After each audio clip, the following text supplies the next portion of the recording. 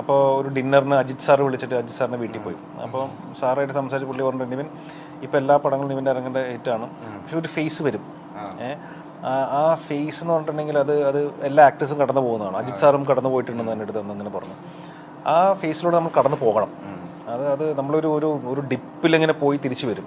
ആ ഡിപ്പിലങ്ങ് മനസ്സിലാവും എന്താണ് നമ്മൾ, ആരാണ് കൂടെ ഉള്ളത്, ആരാണ് നമ്മളെ ഒരു ഒരു ഒരു ഫോൺ കോൾ അപ്പുറത്ത് ആരുണ്ടാവും, നമുക്ക് സംസാരിക്കുന്ന ആളുണ്ടാവും, ആര് സിനിമ തരും, ആര് നമുക്ക് വേണ്ടി എഴുതും, ആര് പ്രൊഡ്യൂസ് ചെയ്യും, ഇങ്ങനെ ഒരുപാട് കാര്യങ്ങളുണ്ട്. ചിലപ്പോൾ ഇതൊന്നും ഉണ്ടാവില്ല, പക്ഷെ നമുക്കതിനൊരു തിരിച്ചു കയറുമ്പോൾ നമുക്ക് മനസ്സിലാവും ഓക്കെ ബാക്കിയുള്ള മുഖങ്ങൾ എന്താണ്, നമ്മുടെ റിയൽ കൂടെ ഉള്ളവർ ആരൊക്കെയാണെന്നുള്ളത് മനസ്സിലാവും.